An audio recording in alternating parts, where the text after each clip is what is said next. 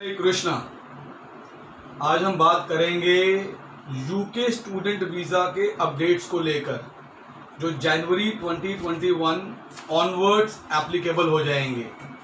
और ये जो अपडेट्स हैं, इस अपडेट का जो इफ़ेक्ट होगा वो अक्टूबर से शुरू होगा। अक्टूबर 2020 से ये इफ़ेक्ट शुरू होगा। मैं अभी आपके साथ एक क्लियर कट प्रेजेंटेशन शेयर करूँगा। उसमें बहुत क्लियर आपके सामने आएगा कि इस वक्त एग्जिस्टिंग रूल क्या है और अक्टूबर 2020 से जो चेंजेस हो जाएंगे जनवरी 2021 इनटेक एंड ऑनवर्ड सारे इनटेक्स के लिए, वो चेंजेस क्या हैं। तो आपको बहुत क्लियर मालूम पड़ेगा कि ये इस कैटेगरी के अंदर एग्जिस्टिंग ये है और आने वाला जो चेंजेस है वो ये है। तो आप बड़े आराम से आपको वो कंपैरिजन चार्ट से समझ आएगा कि हम क्या बात कर रहे हैं और कौन कौन से रूल्स चेंज हुए हैं। टोटल जो स्टूडेंट वीज़ा के चेंजेस हुए हैं उसमें जो मेजर हैं वो 7 चेंजेस हैं। तो वो सातों के सातों ही हम एक एक कर कर आपके सामने करेंगे प्रेजेंट, जिससे कि आपकी सामने क्लैरिटी हो जाए और आपको मालूम पड़ जाए कि ये इसका कहाँ पर किस जगह पर आपके इंडिविजुअल स्टूडेंट के ऊपर क्या इम्पैक्ट आने वाला है और किसको क्या बेनिफिट मिलने वाला है। So let's understand and I will share my screen. Okay, अभी मैं अपनी स्क्रीन शेयर कर रहा हूँ आपके साथ। इसमें ये क्लियर लिखा हुआ है changes proposed by UKVI from January 2021 intake onwards.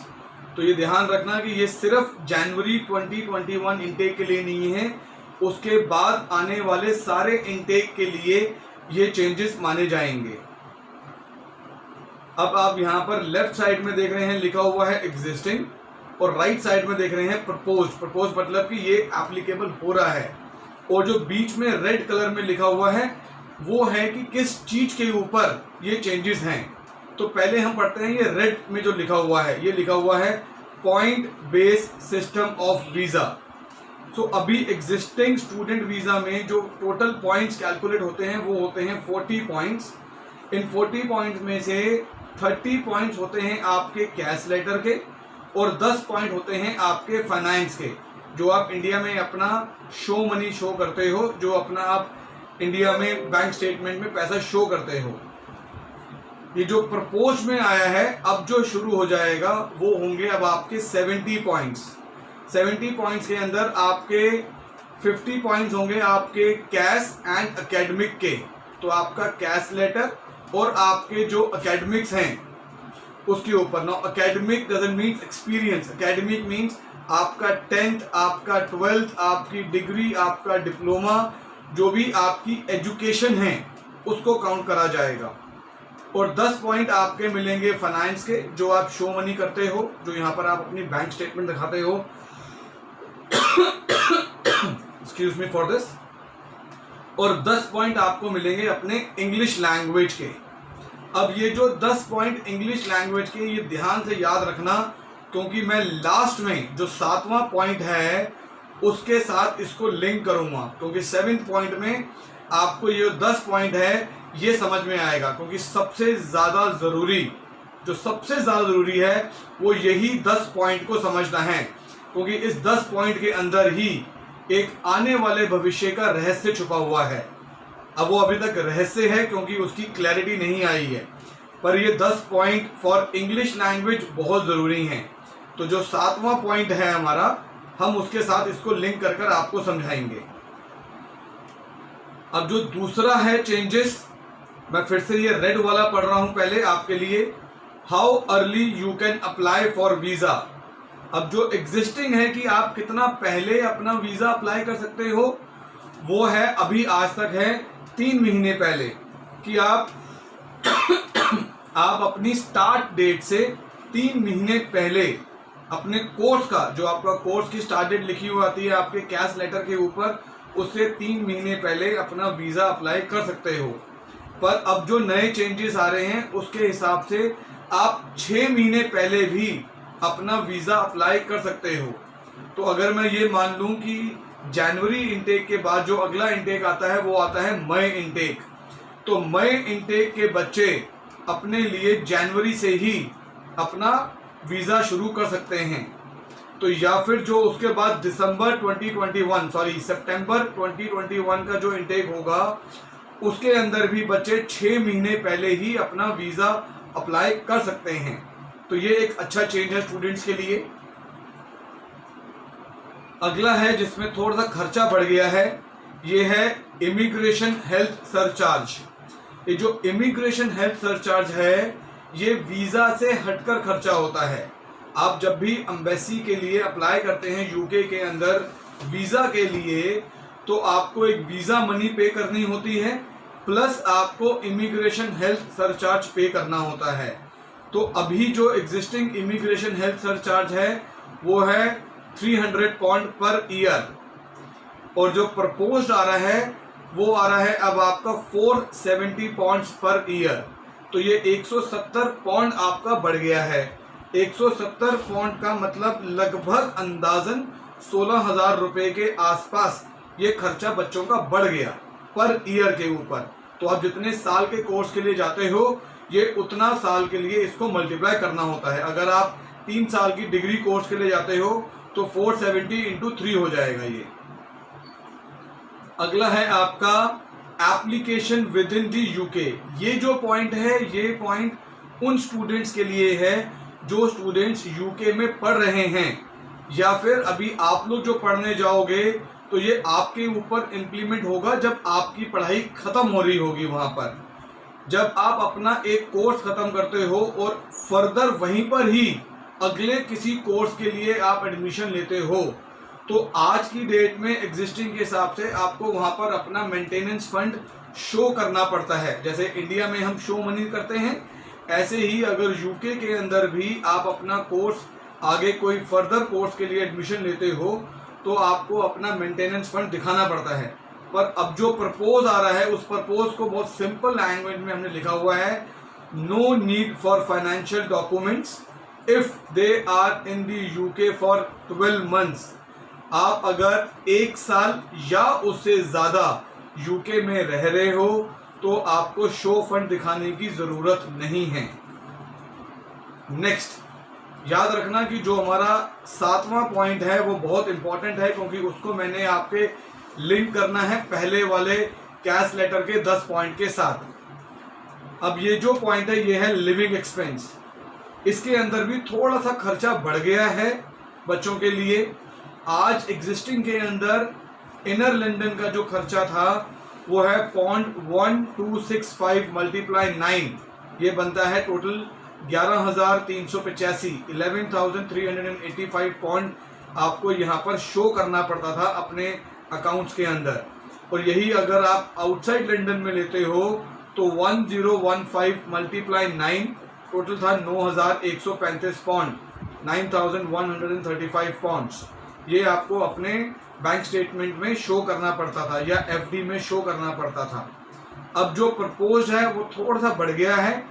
Inside London का ज्यादा बड़ा है, आउटसाइड लंदन का कम बड़ा है। इनसाइड लंदन का बढ़ गया है, अब हो गया है 1334 इंटू 9 मंथ्स, मतलब 12,006 पाउंड। और जो आउटसाइड लंदन का वो थोड़ा सा चेंजेस हुए हैं, वो हो गया है 1023 इंटू 9 मंथ्स, मतलब कि टोटल 9,207। याद रखना लंदन के अंदर या यूके के अंदर जो शो फंड्स है, जो लिविंग एक्सपेंस है, वो 9 महीने का दिखाना होता है, 1 साल का नहीं होता। तो ये ऑलवेज रिमेंबर कि यूके के अंदर लिविंग एक्सपेंस हमेशा 9 महीने से ही उसको मल्टीप्लाई करते हैं। ये रूल है उनका, ये आपके कैश लेटर में भी लिखा हुआ आता है। अब जो स्टडी लिमिट है यूके के अंदर वो अभी एग्जिस्टिंग है, मैक्सिमम 5 साल की कैपिंग थी। आप 5 साल से ज्यादा नॉन स्टॉप वहां पर नहीं पढ़ सकते थे, उसके बाद आपको अपना वर्क वीजा में कन्वर्ट करना होता था। पर अभी नए रूल के हिसाब से आपकी जो लिमिट है उसको उन्होंने खत्म कर दिया है, अगर आप further degree level degree programme के लिए जाते हो तो। अब ये बड़ा इंपॉर्टेंट है जो मैंने कहा था कि मैं आपको पहले पॉइंट के साथ लिंक करूंगा। तो अभी फिलहाल हम समझते हैं कि यह है क्या चीज, इंग्लिश लैंग्वेज असेसमेंट।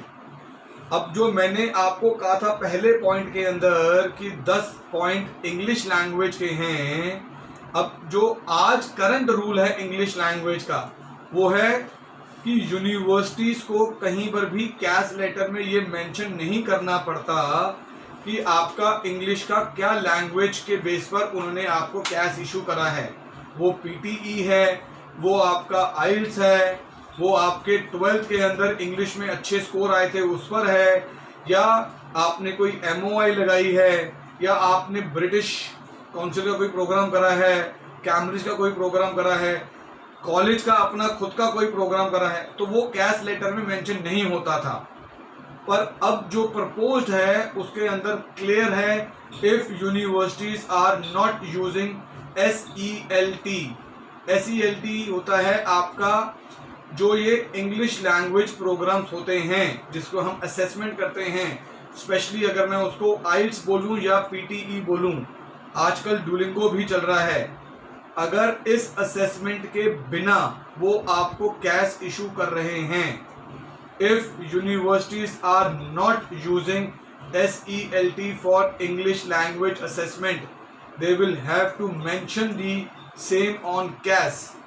अब यहाँ पर समझना कि उनको कैश में ये बताना पड़ेगा कि हमने आपके ग्रेड 12th के इंग्लिश के स्कोर के ऊपर इशू करा है या MOI के ऊपर इशू करा है। अब यहाँ एक रहस्य है जिसकी अभी क्लैरिटी नहीं है, तो कुछ लोगों ने इस पर बोलना शुरू कर दिया है, पर अभी कोई गवर्नमेंट अप्रूव्ड न्यूज़ सामने नहीं आई है।